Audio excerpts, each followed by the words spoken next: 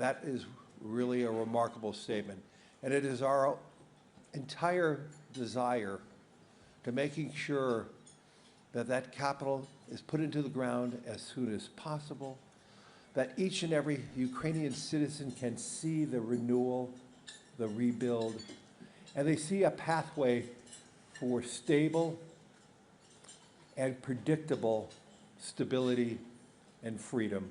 Thank you, everyone.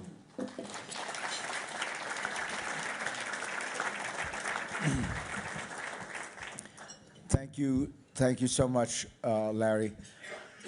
As you can see, we have a galaxy of heads of government here, but I thought I would begin with the one gentleman who is not a head of government at the stage, who is Mark Rutte, the Secretary General of NATO.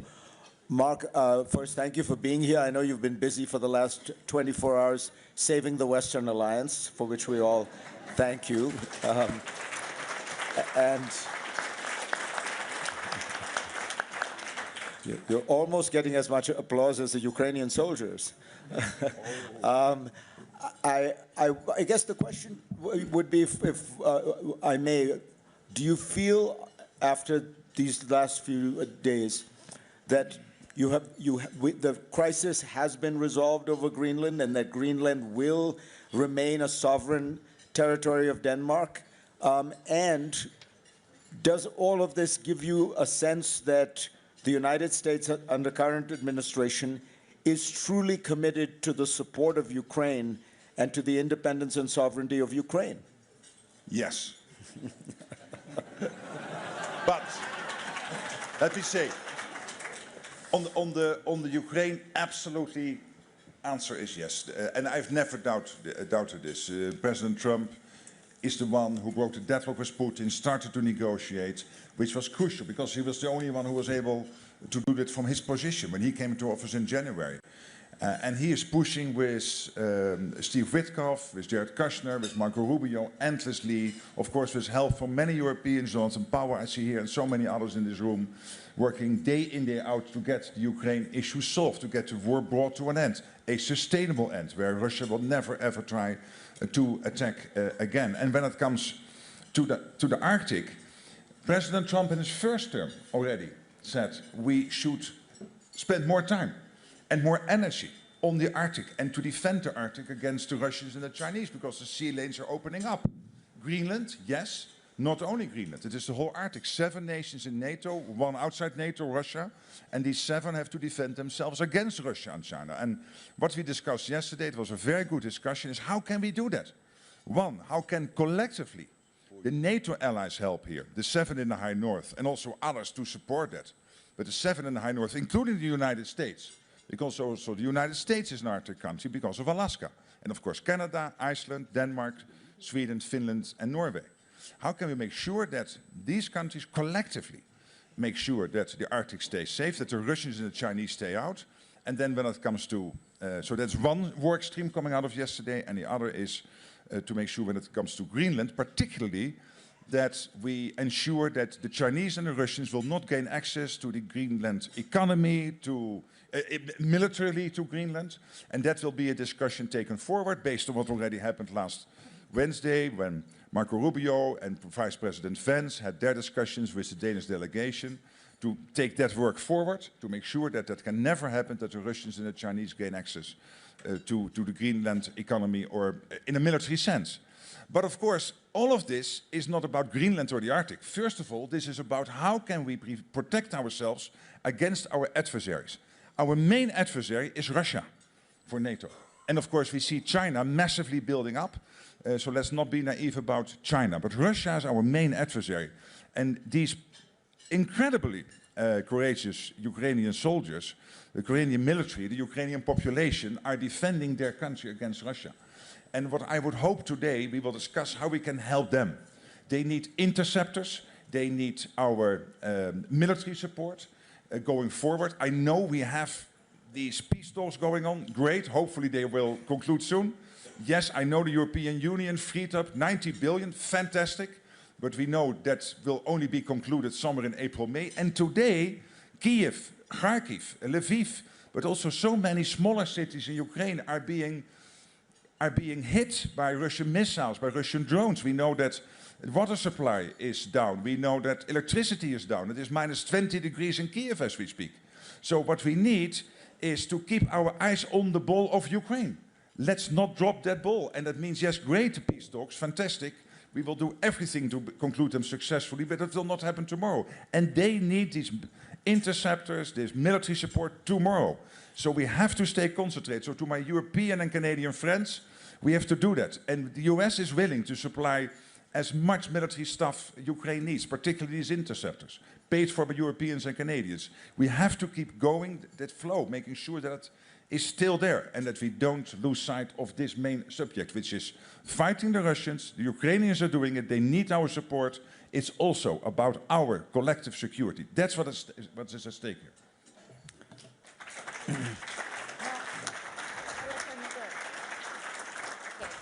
How do I turn this on?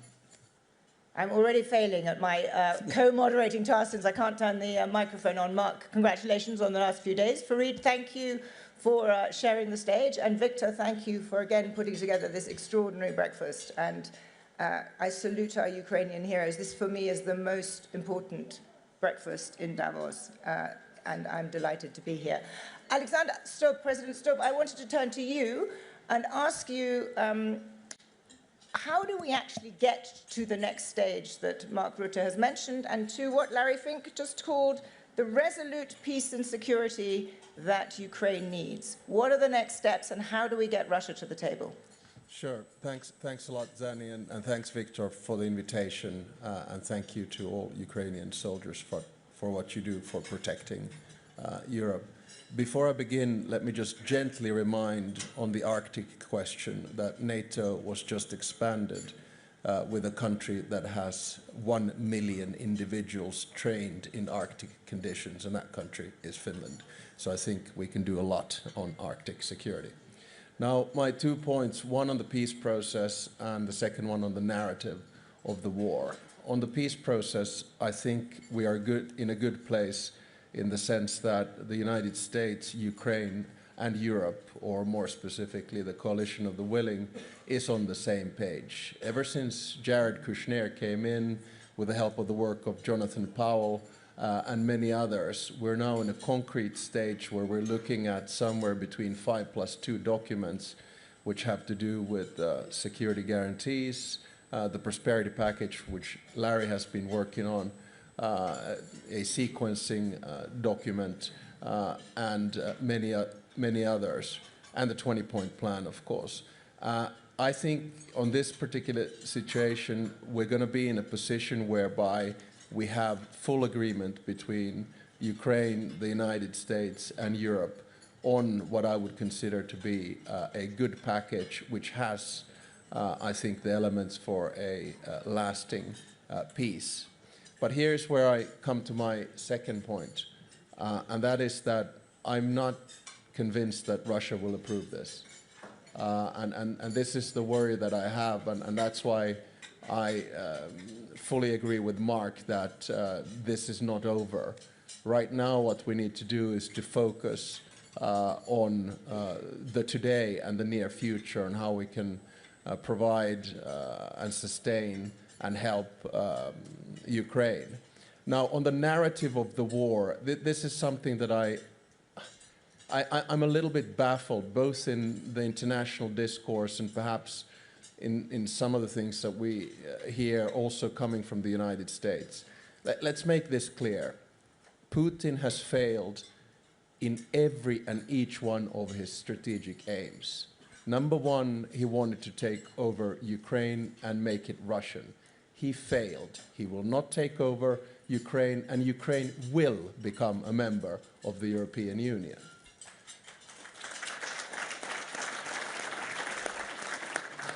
Number two, he wanted to prevent the enlargement of NATO. He got 2 substantive military powers into the alliance and doubled his border with the alliance because Finland joined. Number 3, he wanted to project power around the world and in the region. Look what's going on in Central Asia. Look what's going on in the Southern Caucasus. Look what's going on in Iran. Look what's going on in Syria. Look what's going on in Venezuela. It's not exactly a success story from the perspective of the Kremlin. My final point is to say, from a military perspective, there seems to be this narrative that Russia is winning. I fundamentally disagree. In the past 1,000 days, Russia has advanced a maximum of 1 percentage point of Ukrainian territory. Today, the cost of that is 1,000 dead soldiers per day. That's 30,000 roughly per month. And this is dead, not only wounded, and on the Russian side.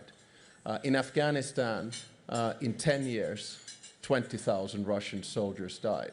On top of that, the Russian economy is suffering. There's zero growth, no more reserves. If inflation rates continue to multiply on the level at which they have been this year, that will be 30% of inflation this year. Add to that 16% interest rates. I don't think that the argument that Russia does not want to end the war because it believes that it can advance holds. I think the argument that Russia does not want to end this war because it is too expensive for Putin to end. He will not be able to pay the Russian soldiers. So the big dilemma that we right now have is that how can we force Russia to end this war? And there are only two things that we can do. One, continue to provide Ukraine with everything it's possible, and two, put more economic pressure on Russia. And then we will see that Ukraine will have won this war at the end of the day. Thank you.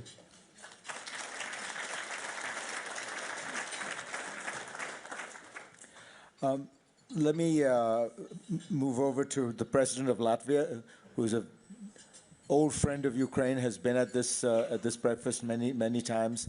There is now talk of fast-tracking Ukraine's membership into the European Union. Usually this process takes a long time. Understandably, there are many conditions. There are many legal, economic reforms that Ukraine has to do, or a country has to do, to become the member of the European Union. How is this going to work with Ukraine? Well, thank you very much. I want to congratulate you for this upgrade, because I feel now like in interrogation room with the bad cop and the good cop asking all the questions. But coming to your question, I do believe, and I very much agree with Alex, that we must work to ensure that Ukraine becomes the European Union member. Having said that, I think that we need also to reckon with three elements. Number one is Ukraine itself, because membership in the European Union is both strategic political, but also it's merits-based. And the reform process, fight against corruption, justice reform, also the alignment of many of Ukrainian economies to European standards is going to be an issue. Number two, and I think that's going to be also the moment of truth for all 27 EU member states, when we will have to convince our publics, when we will have to face many interests from agriculture to industry, and then of course it's going to be a very, very tough work, taking also into account what is happening in many of the European countries from the internal political point of view. From point of view of Latvia, we will do our best to get Ukraine as fast in the European Union as possible. And number three, the third element, is I do believe also that when we look at the Ukrainian membership in the European Union, we probably need also to address this from the broader perspective. Normally, we have seen the European Union as political union, as monetary union, as economic union. But if Ukraine enters the European Union, I do believe it's also going to make European defense identity much, much stronger. And this is something where I would say, when we talk about Ukrainian membership, yes, we will have a lot of questions. We'll have questions about quotas when it comes to goods and services. We will be having a lot of discussion about reforms. But when we talk about that, let's keep in mind that Ukraine in EU makes European Union also much stronger from security and defense point of view, with the largest fighting army in Europe, with all what they have done. And also I want to use this opportunity to say that when we see those soldiers fighting right now, they also understand that they are keeping the whole of Europe out of the war of aggression that Russia would probably be able to launch as we speak. That's where the strategic choice for me is obvious. Ukraine must be in EU, but I also understand it's not going to be a very easy political debate across European capitals. I'd like to turn now to the Prime Minister of the Netherlands to continue this conversation about the challenge for the EU.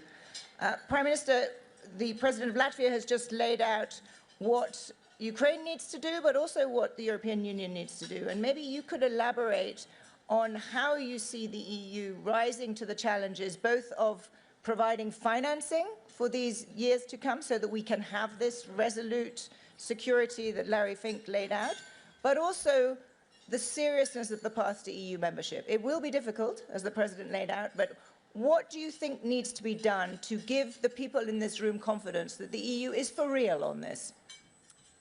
Well, yes, I think the last decision the European Council made in December was very important, 19 billion for support for Ukraine for the years 26 and 27.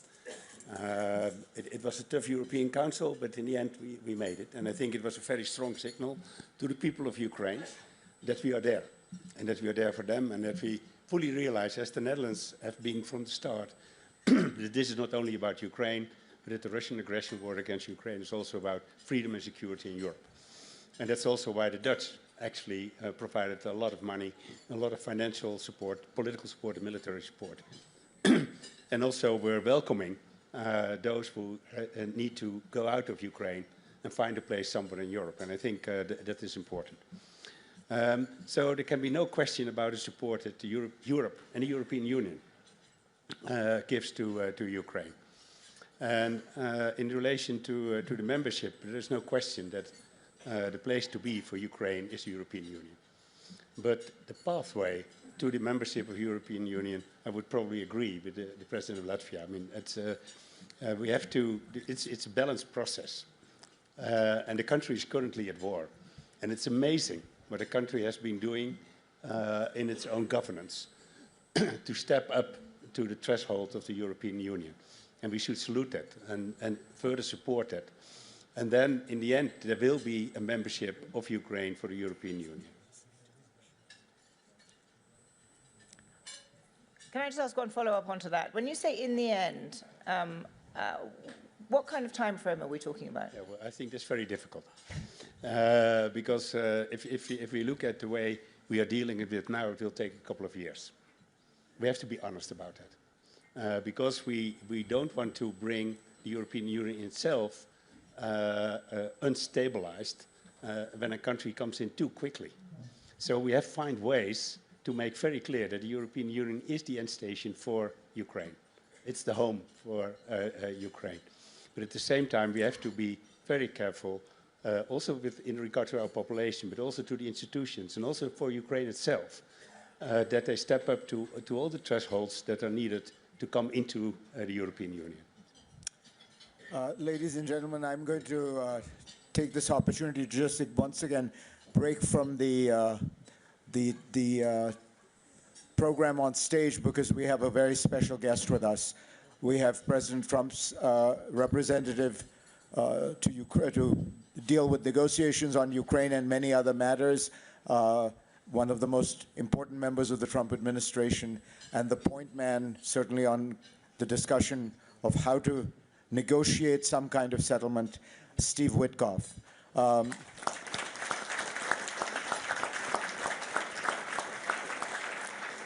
Can I get you, Steve, to tell us a little bit about the progress of the talks and how close you think we are to a deal? Sure. First of all, thank you. Kellyanne, thanks for having me. You can't say no to Kellyanne. She asked me last night to be here, but it's an easy one because I have many friends here, including my new friend David. First of all, thank you. I think we've made a lot of progress. I think in the beginning of this process, there was a little bit of confusion. I was going to Moscow quite a bit, but I think it was important that we go there because we're at the end now, and I actually am optimistic. I spent the evening with David last night, with General Budanov, who's now Vice President Budanov, and Rustem. They've been amazing, by the way. You have, to the Ukrainian people here, you have an amazing negotiating team. We spent a lot of time together. I don't know how much, but it could be 100 hours together since Geneva. It's literally that comprehensive. And I think we've got it down to one issue, and we have discussed iterations of that issue, and that means it's solvable. So if both sides want to solve this, we're going to get it solved. That's my view. And I told the president that last night. And last night, Mark, I think, and it informs on this, the president sent out the tweet. We had a great meeting about NATO, about the European-American alliance, which informs on this conflict too, I think, as we discussed. So I feel encouraged. David, you're great to work with. And Rustem, and by the way, I want to mention President Zelensky because he's been on this issue. He's available, he's accessible. Whenever there's a need to call him to get a steer, we get on the phone with him. And of course, as everyone knows with President Trump, just as he said yesterday, Mark, with you, when we were talking about direct negotiations, he said, well, can I handle the negotiation directly? Would love to, right? So the president is always accessible as well, just the way he is. So we're off to Moscow tonight. We're not staying over. We're going right to Abu Dhabi. That's an important data point because in Abu Dhabi will be the working groups, military to military, prosperity. Jared and I talk all the time about the importance of prosperity, and of course we have what I would regard as the best-in-class prosperity advisor on the team, and that's Larry Fink. Yes. And Larry was good enough to volunteer for the job. I volunteered for the last 11 months, so why shouldn't Larry volunteer? And Jared as well, by the way. He's now a volunteer as well. President Trump is very good at saving money, David, okay? He gets us all for free. And you do too now. So, but prosperity is really big. All night long, we spent at dinner last night talking about the upward trajectory for the Ukrainian economy and financial system, capital markets, the jobs. The president has talked about a tariff-free zone from Ukraine that I think would be game-changing. You'll see industry move into that area in a huge way. Imagine you get to outcompete because you're not paying tariffs and sending goods into the United States. So there's some huge things that we've talked about that the Ukrainian people deserve because they have been so courageous in this fight. And they're under some real difficult conditions today. And I am completely empathetic on behalf of the president and our administration to that. And that's part of why we're going to Moscow, to have that discussion about how we end this thing and how we make it better for your people. So with that, I'll turn it back to the panel, and I'll thank you for allowing me to be here today and make some remarks. And I want you to know that this is the most important endeavor that Jared and I have. We are tasked with doing everything possible to get this solved, and with the president's indomitable spirit and President Zelensky's indomitable spirit, because I'm pretty sure that he feels as President Trump does, this is time to end this. I think we're going to get it done. So thank you. Thank you.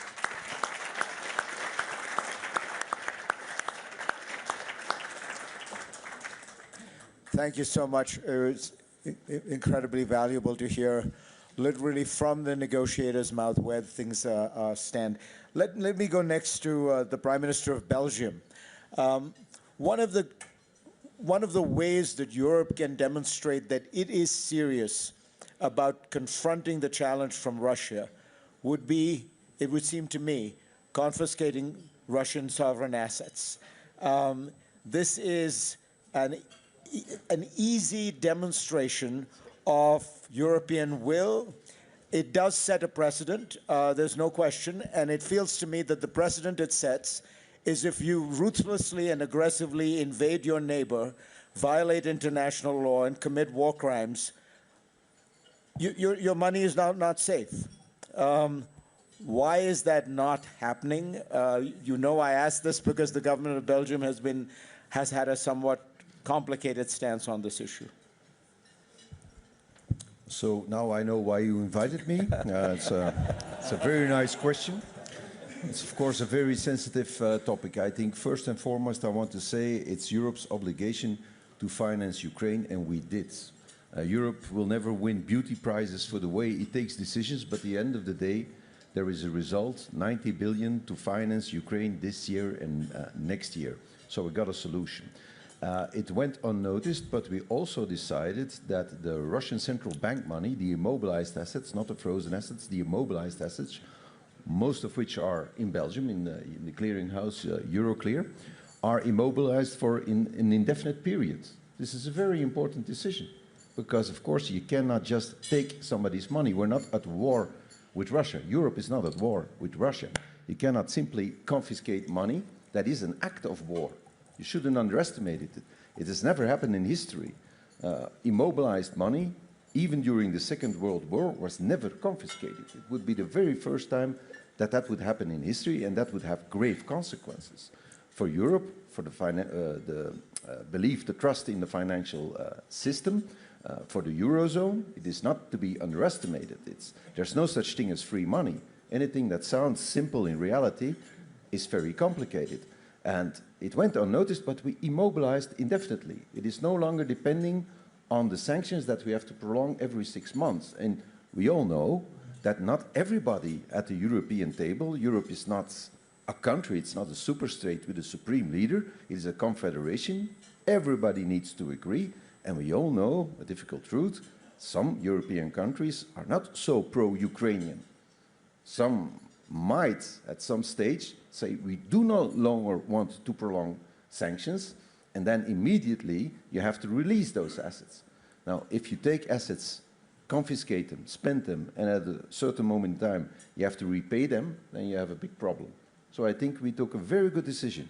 The financing of Ukraine is there, and the assets will be immobilized until the end of the war, which means that, as it always went in history, when there will be a peace deal, the assets will be on the table. And let me be very clear about that. At that moment, if I have my way and I have a say in this, every penny of that money will be used for the repayment and the reconstruction of Ukraine. I would be very sad to see €1 return to Moscow. But we have to respect international law. It will happen at that moment. And between that moment and now, Europe will finance the war in Ukraine as we should do, because they are fighting for us. Well, that's a very reassuring statement. Zani, do you have a... It is a very reassuring statement, but it does, I think your frankness, Prime Minister, in saying not all members of the European Union, you said some are not so pro-Ukraine. And I think it is important to take that realism in the next question, which I'm going to pose to the Prime Minister of Croatia, because I would like to ask you, over the next few years, to get to this goal that you have all committed to, that Ukraine should be part of the European Union, what are you going to do? First of all, how does the EU need to change? And what are you going to do to be credible to everybody in this room that this really is a goal that is imminent and not a goal that is decades hence? Because the European Union does have a history of talking about membership and then taking decades to get there.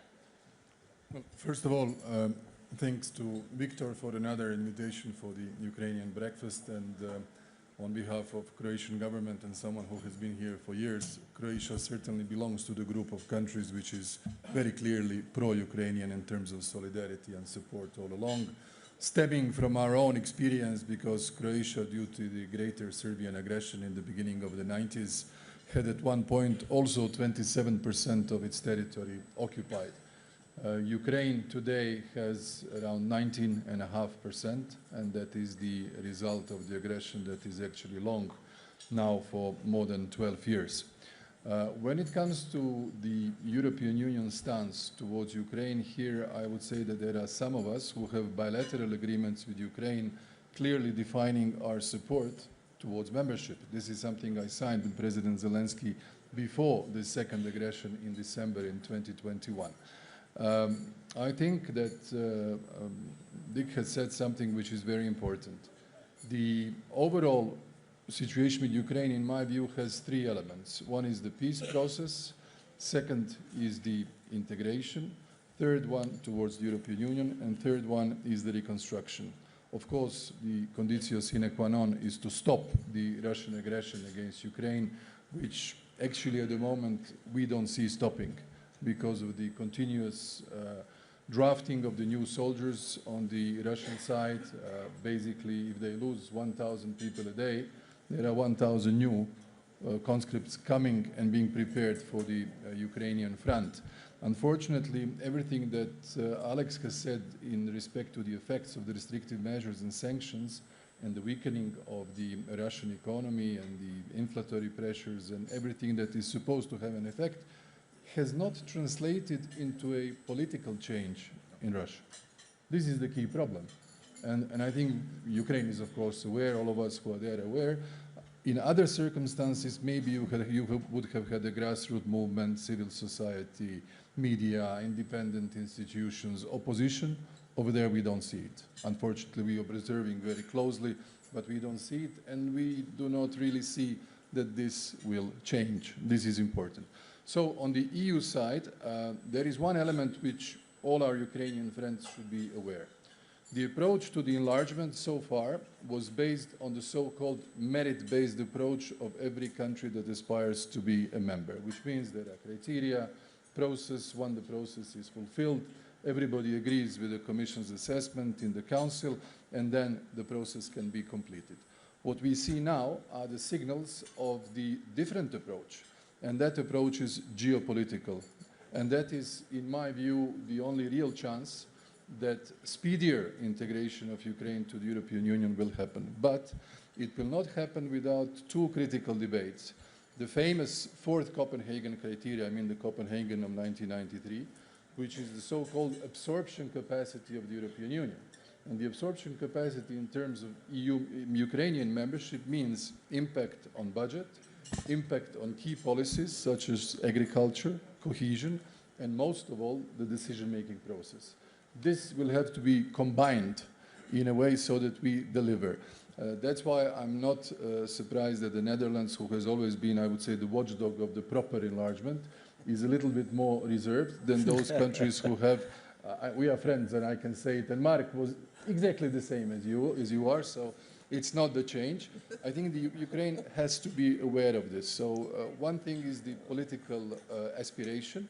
The other thing is actual consensus on the date and its implications. So I think we are at a good position today, but before that, the key thing is to end the war. What I would advise, and I said this to President Zelensky, all the peace agreements and documents, they have two aspects. One is the moment in the context when they are signed, the pressure, the time, the sort of exhaustion of the difficulties that you are in, and their historical consequences 5, 10, 20 years later. My advice is never to leave an ink of a pen on the paper that would de jure give up Ukrainian territory. I think this is critically important for the whole legacy of this generation of Ukrainians, everything they have done so far, not only for the Ukrainian interest, but also as a clear precedent for the stability of international system and the international law, international relations in the future. This is something that we should not forget in trying to help Ukraine to attain the peace and prosperity, of course, which we shall support, and we as a country have supported them in every possible way that we could. Let me move to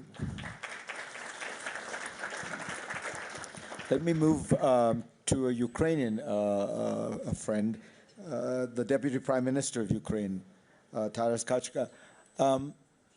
One of the challenges that Ukraine faces in meeting these conditions for Europe is the perception that Ukraine still remains a very, to be honest, bureaucratic and corrupt country. In fact, there has been a recent corruption scandal that engulfed Ukraine, required the resignation of key members of the government.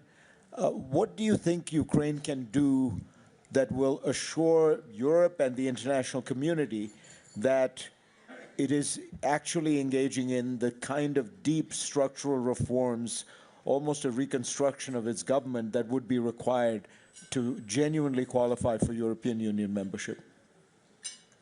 Thank you for this question that addressed to the most bureaucratic-looking member of Ukrainian cabinet. You are not, by far.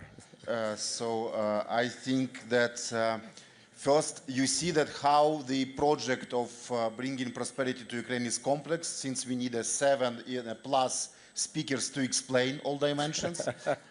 And so I will concentrate on your questions, but I agree with majority of what was said, and I think that it's important to understand where we are, not only on what we need to do, but where we are in our position, so that all our partners want predictability, trust, rule of law.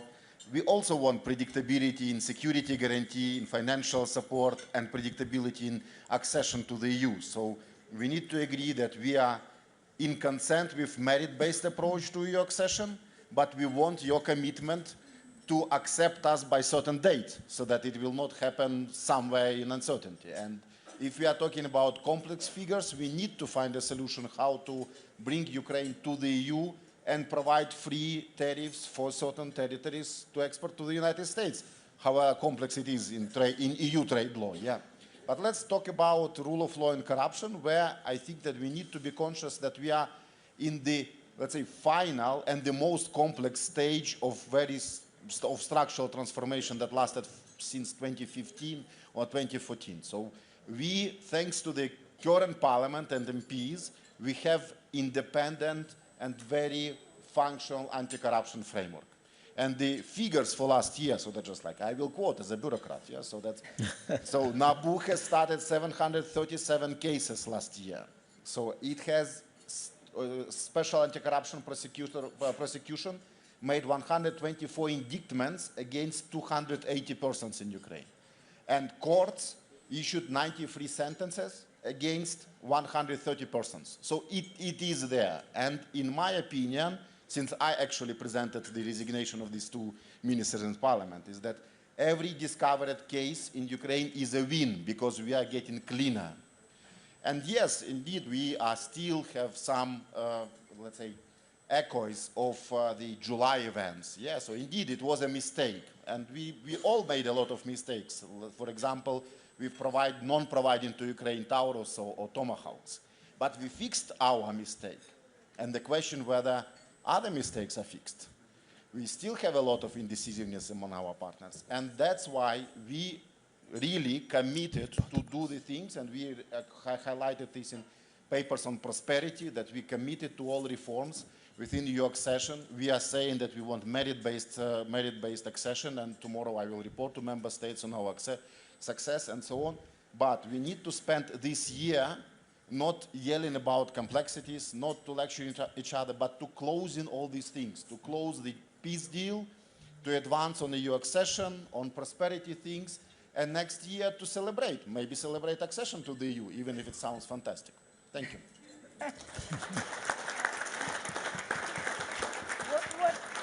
What a wonderful note of optimism, and I'm delighted to hear this level of detailed commitment from you and these warm words of encouragement from the Prime Ministers of the European Union. But I'd like to turn now to a contribution from the floor, from Jonathan Powell, my fellow countryman and National Security Advisor to the United Kingdom. You heard those wonderful words from Steve Witkoff earlier about how well the negotiations were going, and that you were going to Moscow. And I'd like to ask you, Jonathan, as a man who's got tremendous experience in reaching successful negotiations too, what do you think needs to be done to get President Putin to agree?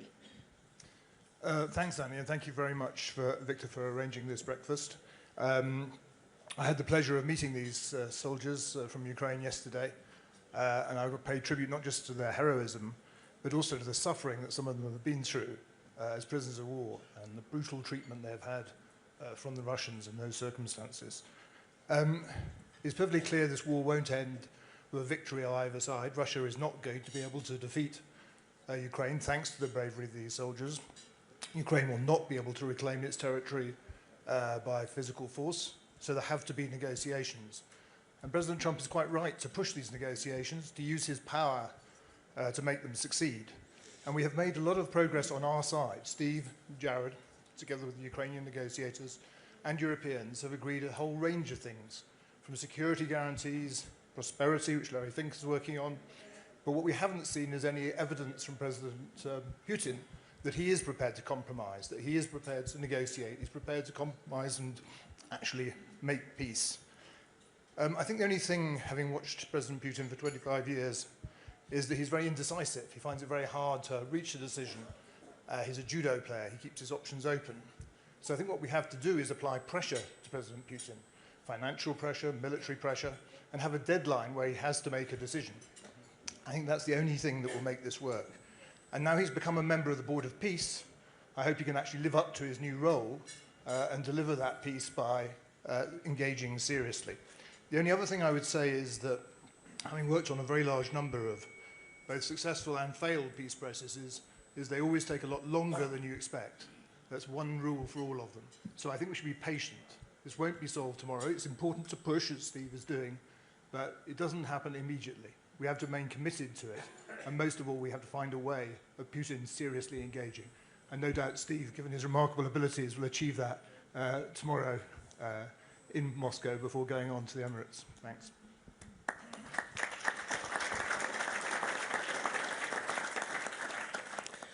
Let me call on a private citizen now, Eric Schmidt.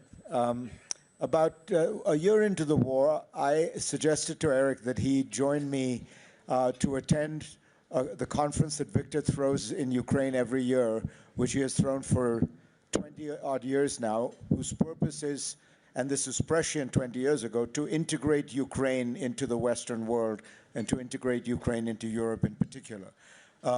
Eric was delighted to come and became an ardent supporter of Ukraine, but beyond that also found that Ukraine was in some ways the most innovative country in the world in a very critical way. And I want you, Eric, to tell us what you thought then and what you think now of the way Ukraine is fighting this war. Can we get another mic that works, please? Thank you, Fareed. One of the things that I learned about war is that the war competition is tougher than business competition because lives are at stake. And the transformation in Ukraine from a tech-ish country to a tech country at scale has been dramatic. How do you win or hold against a larger opponent, 3 times, 4 times more people, much more weapons, artillery, and so forth? The answer is you innovate. And so as the brutal necessity of the war started, or became, Ukraine developed a sort of a new form of war, right, largely leading with drones. Soon the Russians copied.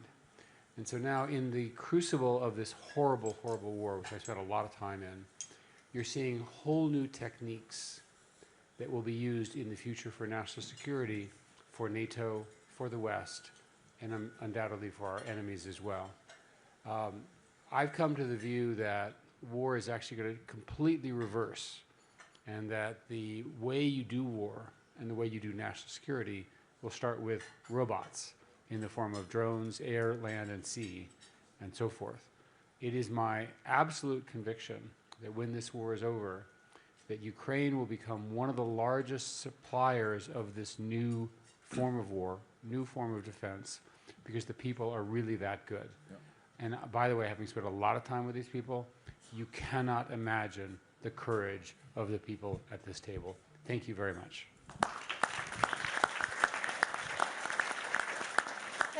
Thank you, Eric. I'd like to now turn to Jens Stoltenberg, Minister of Finance of the Kingdom of Norway, and of course former NATO Secretary General. To build on that, Jens, you have extraordinary experience both of understanding the military side of things and now the financial constraints involved. And I wondered if you could elaborate on what for you resolute security for Ukraine implies. What are the nature of the guarantees and the implementation thereof that would actually provide the security that is needed?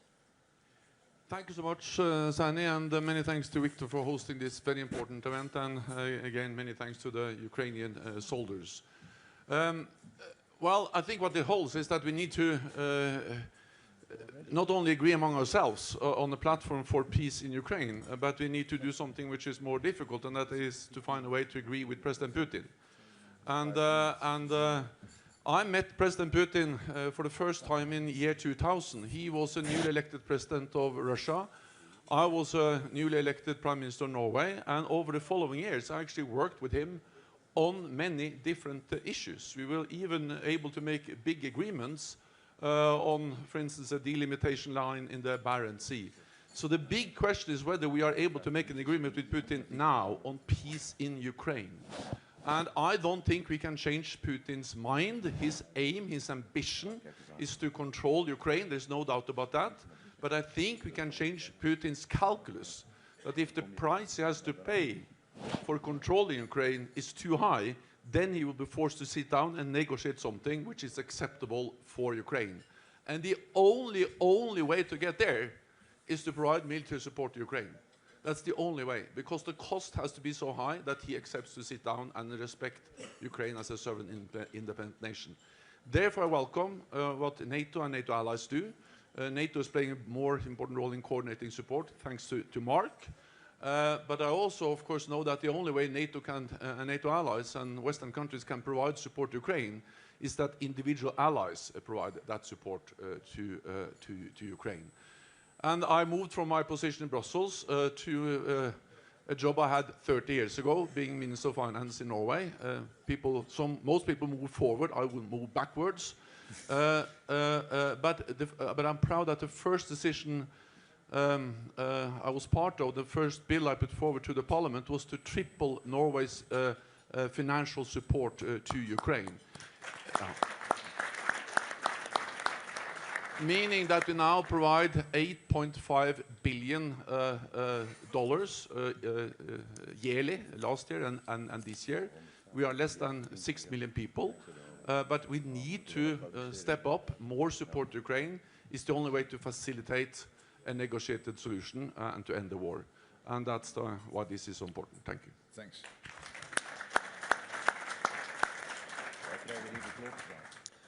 When we talk about support for Ukraine, of course, many people wonder how strong is the American commitment to Ukraine?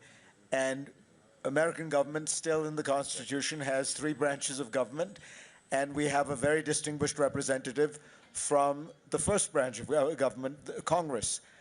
Chris Coons, do you want to give us a sense of the mood in Congress in terms of support for Ukraine? Thank you. One of the questions I think we should be asking in the United States is, who are these brave soldiers fighting for? Yes, they're fighting for their families, they're fighting for their country, but they're fighting for us. They're fighting for our freedom and our future. This will be defined as a century of freedom when they win. And the United States should be absolutely clear that we will provide uninterrupted, robust intelligence support, military support, and financial support to the cause of Ukraine. I'm here with a bipartisan delegation, Senators Tillis and Murkowski, Senator Graham, who has been furiously texting with me. Don't give him your number if you want to sleep. He is relentless. And I just want to briefly say, many of you know that there is unfinished work in the United States Congress. Next week, we will pass the Defense Appropriations Bill. I'm the senior Democrat on Defense and Intelligence Appropriations. And it will include funding for Ukraine, for U.S. assistance directly to Ukraine, which I believe is an important public signal, hundreds of millions of dollars. But we also need to be prepared to ratify a strong security guarantee.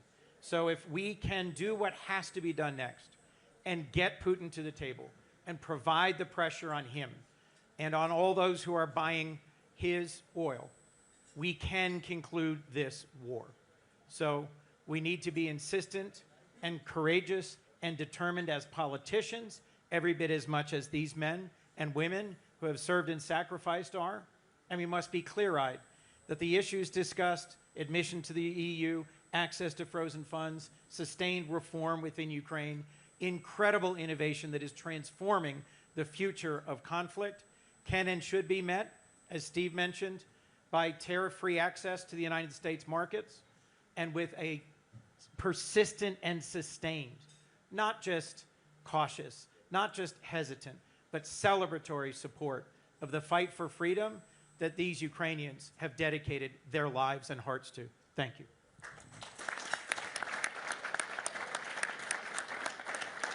Senator, thank you. I am struck by how wonderfully upbeat our conversation has been this morning.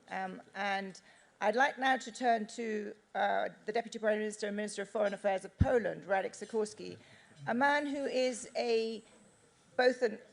has been a powerful voice and a powerful supporter and indeed proponent of the debate around Ukraine for many years, actually. And you've been very far-sighted in seeing the dangers of President Putin and the risks. I'd like to ask you for your sort of sober assessment, not just celebrating the progress that has been made, but what worries you most? Thank you, Zanny. In addition to saluting the soldiers, I'd like to salute the ordinary Ukrainians who are going through hell right now.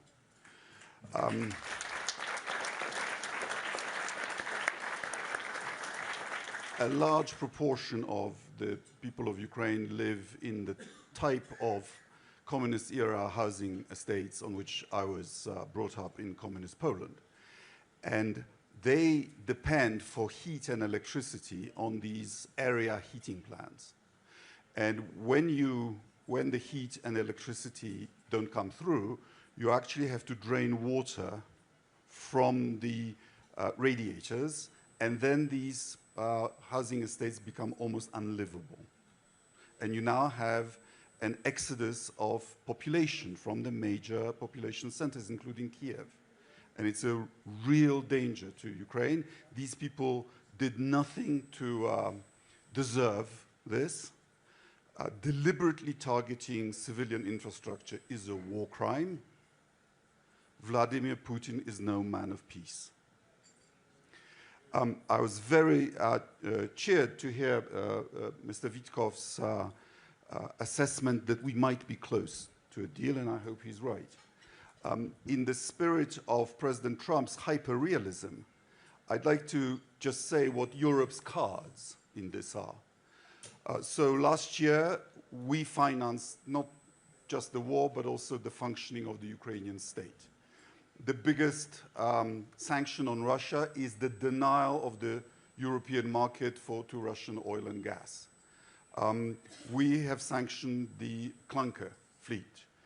We have, as the Prime Minister of Belgium said, we have now permanently blocked the Russian assets. We have pledged 90 billion euros to sustain Ukraine for this year and next. We will be providing the majority of funds for Ukraine's reconstruction. We will take some risks in admitting Ukraine into the EU, and it is our security that is at stake. Poland is actually the only NATO and EU country that borders both on Russia and Ukraine. So these are our cards, and here's my one suggestion and one worry. The worry is that if Ukraine doesn't end up within defensible borders as a result of the deal that I hope comes, we will be planting the seeds of the next war. And my final suggestion is that to get to a fair deal, you have to put pressure not on the victim of aggression, but on the aggressor. Thank you very much.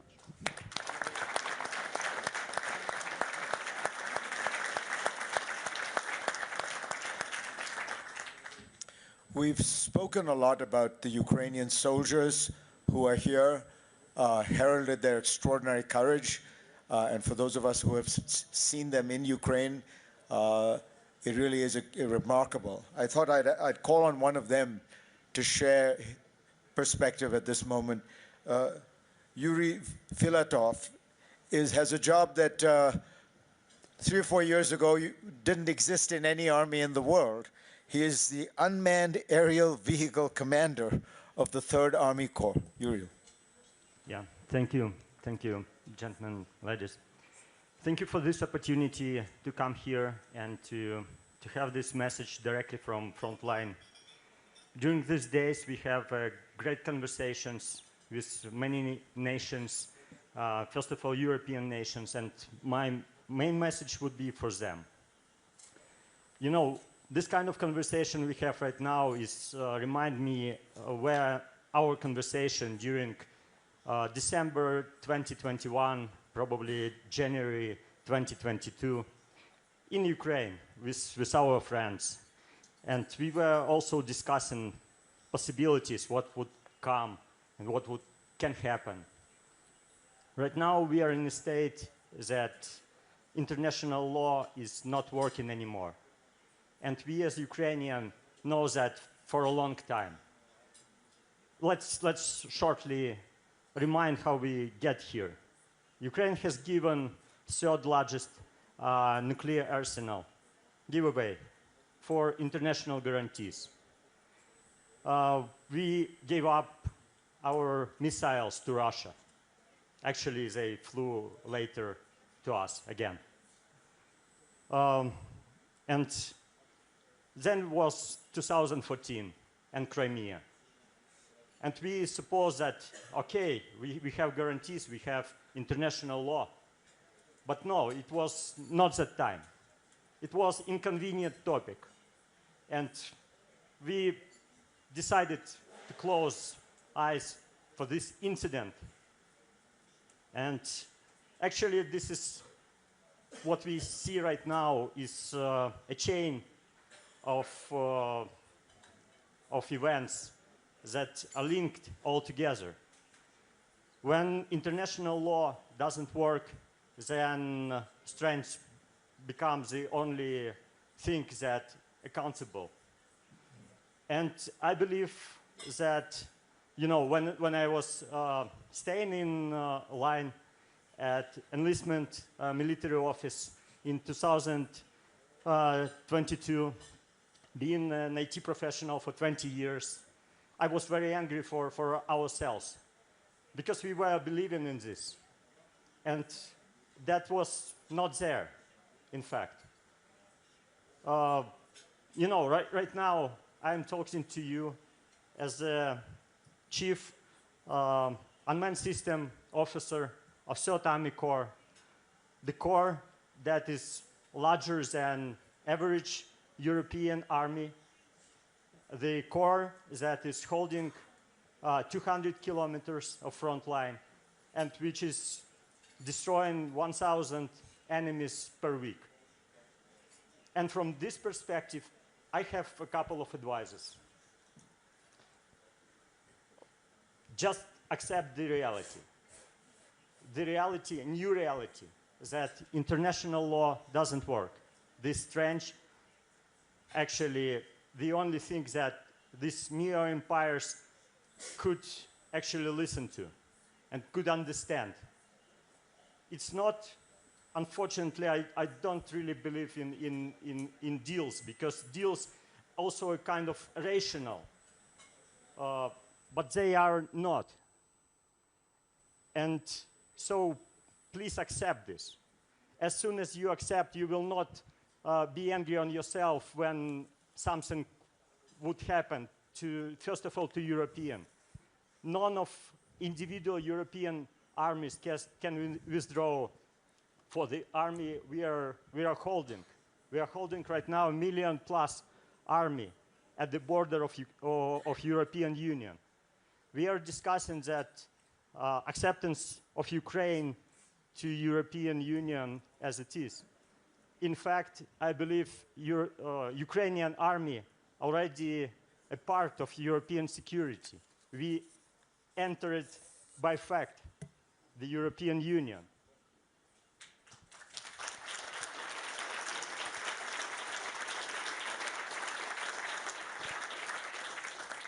Thank you. So please be united. United Europe should unite all together. and be strong, because only that matters for Putin's new empire. Thank you.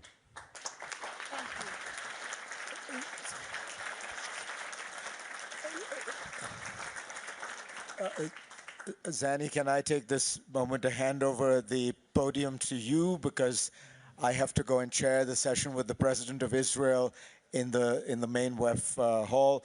President Stubb has a similar commitment, and I think the Prime Minister of Belgium has one. So Zanny is going to solo moderate. So now the IQ level has really gone up. Hardly, but thank you, Fareed. Thank you, President Stubb. Thank you, Prime Minister. Thank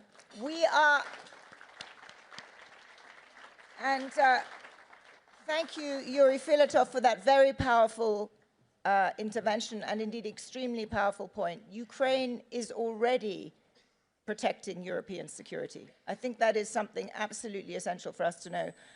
We've been honored to be joined by two more US senators, Senator Murkowski and Senator Tillis.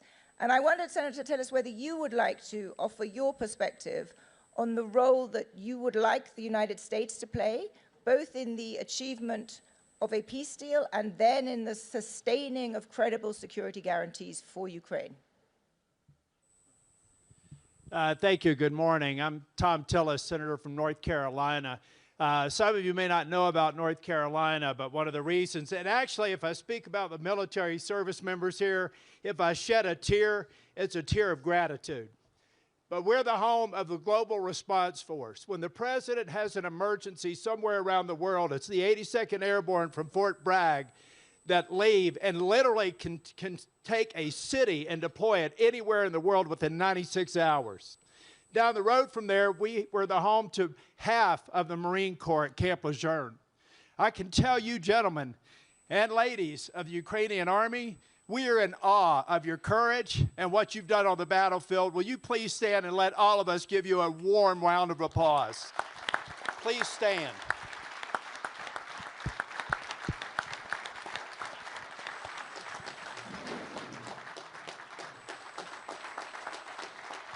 God bless you.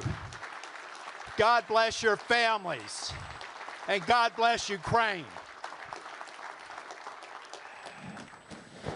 I ran from the other end of Davos to make sure that I could get here, and if I did nothing more, thank you. I was in Kyiv. I was at the Munich Security Conference last year. And then I left there, went to Poland, took the train to Kyiv. And I went out to Bucha. And I think of a number of people in the United States, and many people who are negotiating this peace, need to understand what happened there. I live in Charlotte, North Carolina. I live about the same distance from downtown Charlotte as Bucha is from Kyiv. And we all know that month, early after the invasion, the illegal invasion that a lying Putin effected after he said he had a special military operation. It was military exercises. This is the litany of lies of Putin that I hope to get to. But now let's get back to Bucha. Over the course of 30 days, the president of Russia allowed the systematic kidnap, torture, rape, and murder of people in a suburb just 30 minutes outside of Kyiv. This is what that vicious dictator of Russia perpetrated on the poor, innocent civilians of Bucha. I saw this in Bucha, and I went to the memorial. I saw all those lives, more than 500 lost, at the direct command and knowledge of Vladimir Putin. He has systematically done that throughout all of Ukraine. And you all, in spite of that, in spite of the threat to your families, in spite of the murder that's occurred over this weekend while he pretends to want peace, you've stood strong. And you need to understand that the American people are behind you. And we will be behind you. And as a U.S. Senator, I will do everything I can to bring the Article 1 branch behind you. And there will be no lasting peace unless it's something that's ratified by the Article 1 branch. It can't just be a deal. It can't be something that Vladimir Putin won't honor. It has to be something that has the binding force of a treaty and subject to the Article 1 branch. Otherwise, in my opinion, it's not worth the paper it's written on. Vladimir Putin is a liar. Ukraine stands in the breach. After the Munich Security Conference this year, I'll be traveling to Moldova. Thank God, in spite of Russia's attempts to steal that election, democracy won. And this poor country, which incidentally has North Carolina National Guard stationed there, is still hoping that we succeed in Ukraine so that Putin will not continue his march through Moldova, the West Balkans, and tried to reestablish the Russian Empire. This is unacceptable. And it's as big a threat to the United States as it is to Europe. For anybody who thinks we have a big ocean that protects us, they don't understand history. They don't understand that Xi Jinping is cheering on Vladimir Putin and hoping that the West makes a mistake. But ladies and gentlemen, we have an opportunity to turn the tide. We have an opportunity to end Putin's ambitions. We have an opportunity to free the Russian people ultimately and have them live in a family of democracies. But in the meantime, our family, the family of democracies in NATO, have to stand strong, and the United States has to unequivocally commit to NATO in its current form and build on it. This is the most important treaty organization in the history of the world. It's a reason why we've had the level of peace that we have had over the last 80 years. And if we want to continue that peace, if we want to continue prosperity, and if we want to continue to spread democracy throughout the world, America must lead. And I'm here to help you, and once again, I want to thank you for your courage. I want to thank you for overnight becoming the most powerful army in Europe. I don't know how you do it. But every night I pray for you, and every night I will pray for you until Ukraine is free. Thank you.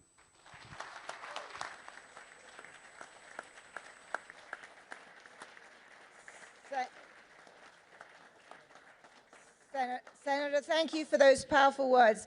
Let me now turn to a man who will give us a provocative and broader historical perspective. I don't think I even need to say his name, but Professor Neil Ferguson, what is your take on this? And what are we missing in this conversation this morning? Thank you, Zanny. I can't match Senator Tillis for rhetorical passion, though I admire the sentiments he just expressed. But I can't help but point out how strange this week has been. This Davos was billed as the spirit of dialogue. The dialogue that I've been reminded of is the Melian dialogue in Thucydides' history of the Peloponnesian Wars, which you all are familiar with, I'm sure. The key passage is the line in which the Athenians tell the Melians, the strong do what they wish, the weak do what they must. And that's been in some ways the nature of the surreal conversation that has gone on for most of this week, consuming most of our time about Greenland. Passionate speeches about international law, which might have come from the mouths of the Melians, and then realist responses, which certainly recall the Athenians. There are a number of European leaders here who I want to ask a question.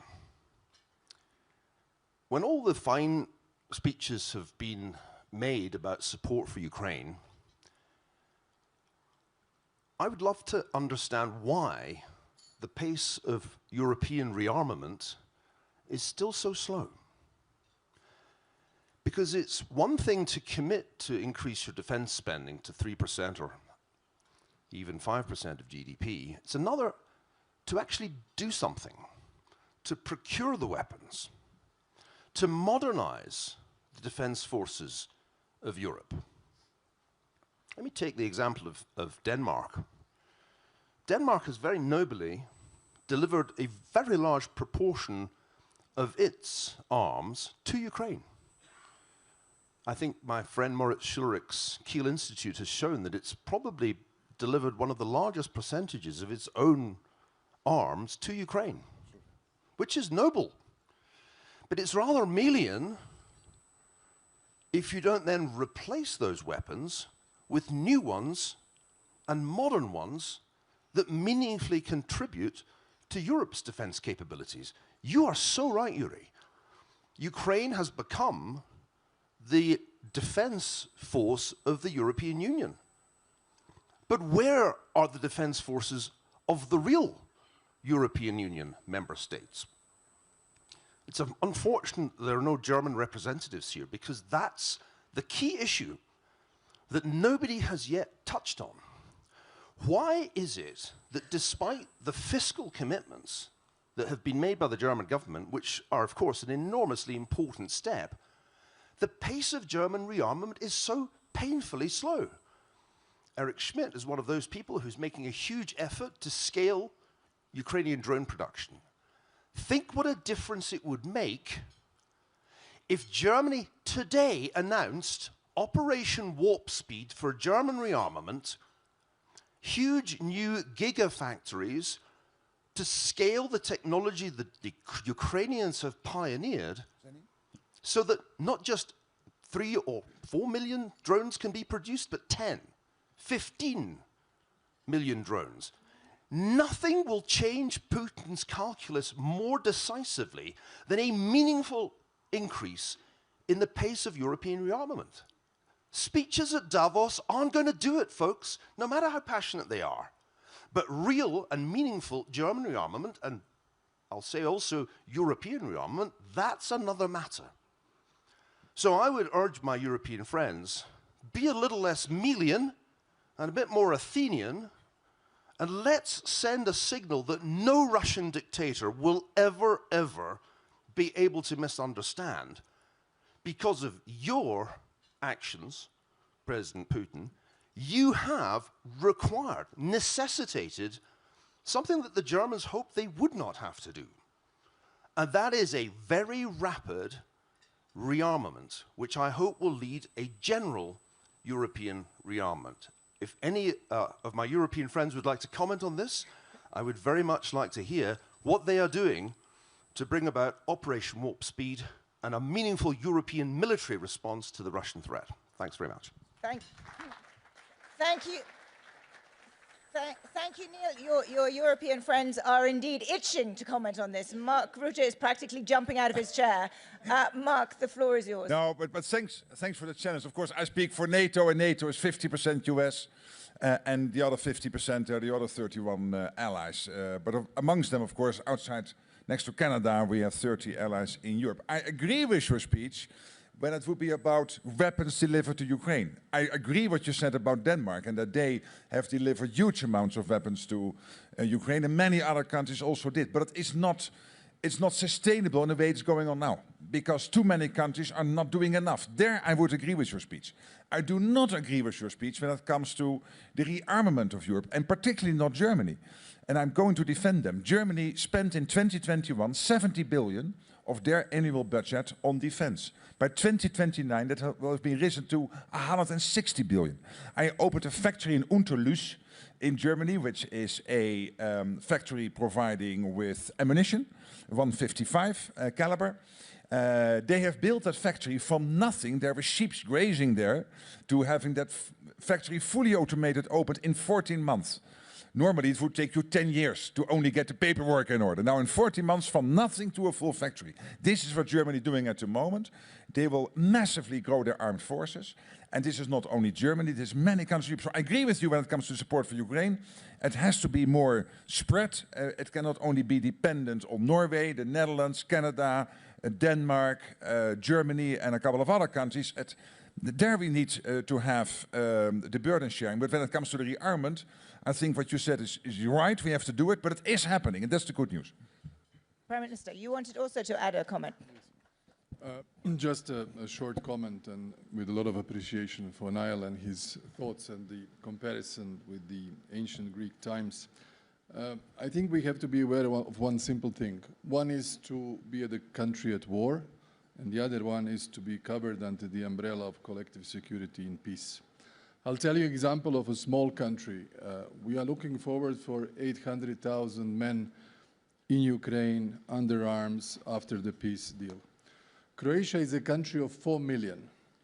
During the time of the Greater Serbian aggression and the occupation of our territories between 91 and 95, at the moment when the Croatian military forces liberated 3/4 of at the time occupied territories, we had 200,000 men under arms, country of 4 million. And we did it in a speedy manner of 4 days. 4 days.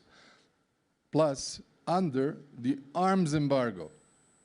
For years, not a single bullet was bought legally. It was all smuggled. More expensive, more difficult, and still managed. That's why the Croatian, unfortunately, unique experience on the European continent is so worthy for Ukraine, especially the part of the peaceful reintegration of the occupied territories which happened in '98. And today, to give you an example, Mark was just in Zagreb last week. We are now undergoing a huge transition from the Eastern military technology to the Western one. And I don't want to enumerate everything that we have done, but we have new European, French fighter jets, new German tanks coming, all sorts of American military equipment, helicopters, plus our own FPV drone production. One small company now became one of the important partners for Ukrainian military companies in assuring that there are enough FPV drones in Ukraine. So I think this is happening. Maybe it's not well emancipated, but it is happening. And, you know, depending on the size of the country, one can only do so much. And my final point, we really are fully aware of the suffering of the Ukrainian people. Our electricity companies, together with the Ukrainian electricity companies, we are now providing necessary equipment which was destroyed and is the one that was used in Ukraine before, and we still have it. So we want to help you to go along through this big suffering during the winter, and a lot of respect to the Ukrainian soldiers and gratefulness for everything you have done for your country and for the freedom of Europe. Thank you. I have a very long list of people who would like to speak, but I also see that it is 9 o'clock and you all have other engagements to go to. What I would propose is that I think we should end this breakfast by hearing from one more of the Ukrainian heroes. That is what this is ultimately about. So I'd like, if they're still here, to call on Alexei and Yulia. Are you here? And could you give us, to conclude, your assessment of the stakes? What are you fighting for? What are the stakes? What do we all need to leave this breakfast knowing? And Alexei will be speaking in Ukrainian, I think.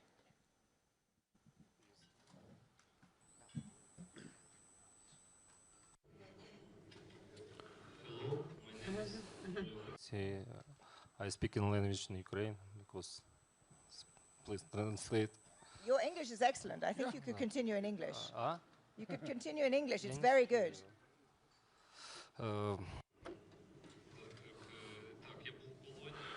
I was in captivity, and I can tell you that all abstract ideas disappear there. There's no geopolitics in captivity. There's no any long-term planning in captivity.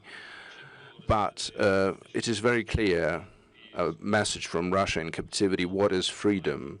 Freedom is not a word on the slide. It's a possibility to say no despite the torture, act despite the prohibition, the possibility to say truth and not being killed for that. When I came back to Ukraine, I had a clear understanding that the true solution, I had a clear decision that solutions can have the power and force only when there is a real price paid for that. When I saw my mother who became a widower, my children who didn't recognize me, I saw that my brothers and sisters in arms are making an everyday choice to be free without knowing what will come tomorrow. Therefore, I can see that you're well versed in geopolitics. You have a strategy and you're doing everything you can for the security, and I'm pleased to hear that some things are being called as they really are. Our path in life, our experience, therefore, is not about the pain.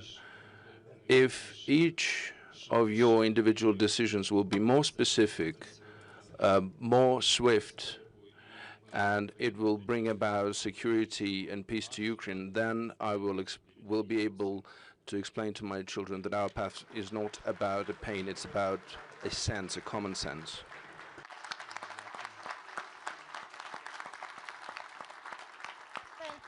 Thank you so much. Those were powerful words with which to end on. Thank you to all of you for being here. Thank you, Victor, for once again bringing us all together. Thank you. Binnen